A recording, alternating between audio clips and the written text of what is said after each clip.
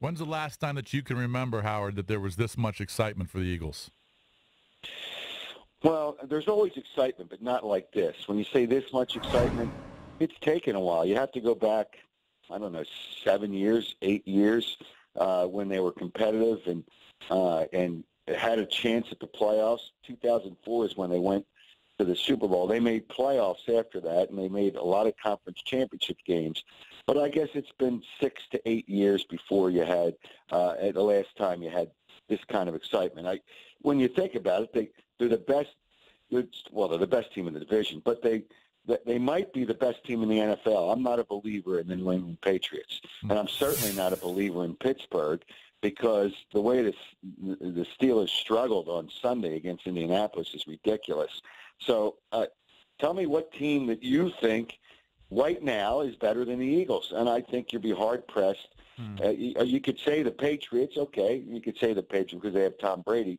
But outside of that, I think the Eagles are better than them. But outside of that, I can't find anybody. Do you give Dallas any shot on Sunday night?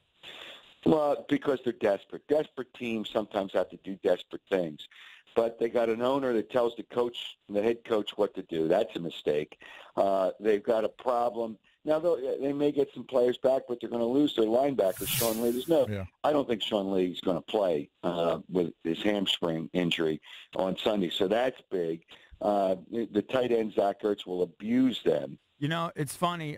Peterson's got, the Eagles at 8-1, and yet everybody talks about Sean McVay for being done with the Rams, and that's been a remarkable turnaround. But why does Peterson why does he not get the credit? Is it because guys like Lombardi, trashed him before the season? I don't get it.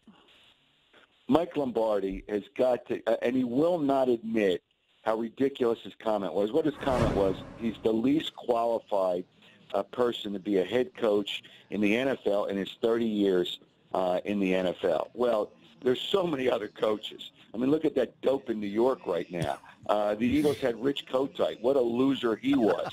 The Dallas Cowboys at one time, what they have, Dave Campo. Yep. Are you kidding me? And he picks on here. Mike Lombardi's got an agenda, and I like Mike. But he's got an agenda. He does not like Andy Reid because Andy Reid was the head coach when Mike Lombardi got fired from the Eagles. So he obviously believes that Andy had something to do with it. So can't go after Andy Reid because he's a really good coach. So he goes after one of his former assistant coaches, Doug Peterson. It's ridiculous the way he went after him. Now Sean McVay has done a terrific job.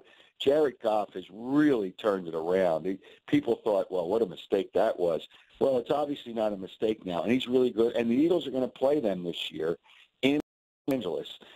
It'll be, unfortunately, I think that game's going to be next to a night game because right now, that is, when you look at that schedule that day, that is clearly, without question, a great game that day. But they play in Los Angeles, and it'll be Goff, the first pick, against Wentz, second pick that year, and we'll see. But Sean McVay's done a great job. But right now, when you look at the Eagles and you see what they've done, I don't know how you can't say that Doug Peterson, they're both coaches of the year, but how Doug Peterson is not, especially if he wins the division and gets home field throughout the playoffs. So it's 7 games to go for the Eagles, but there's a real chance of that.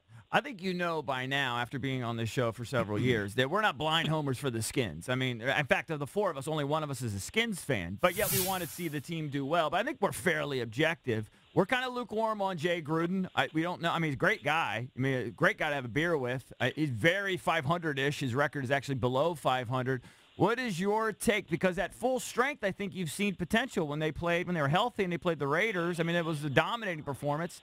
And then even with the chips up, with their backs up against the wall, what they did against Seattle. But at the end of the day, they're going to be probably 500 or slightly below this year. I mean, and yet Jay has another 3 or 4 years on his contract. What is sort of your view on Jay Gruden? Well, the Redskins have the wrong Gruden as the head coach. Clearly, they have the wrong Gruden.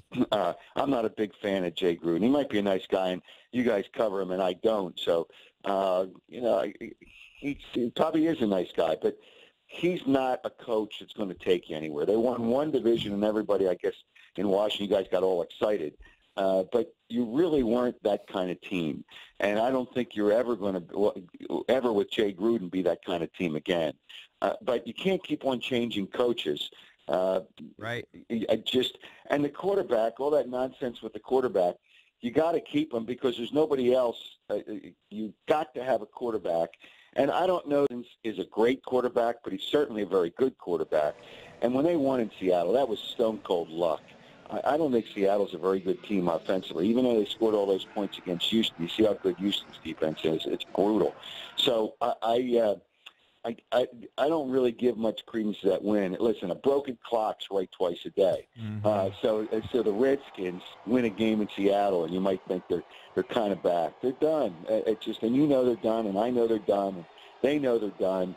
They got to come out and play, but they're done because the only way they're going to make the playoffs is they have to win the division, and that's not happening because they have to finish with a better record than the Eagles because they lost twice. But I'm not a Jay Gruden. To answer that question, I'm just not a Jay Gruden fan. Nice guy, I assume, but not a coach that's going to take you anywhere. Wrong Gruden. Got the wrong Gruden.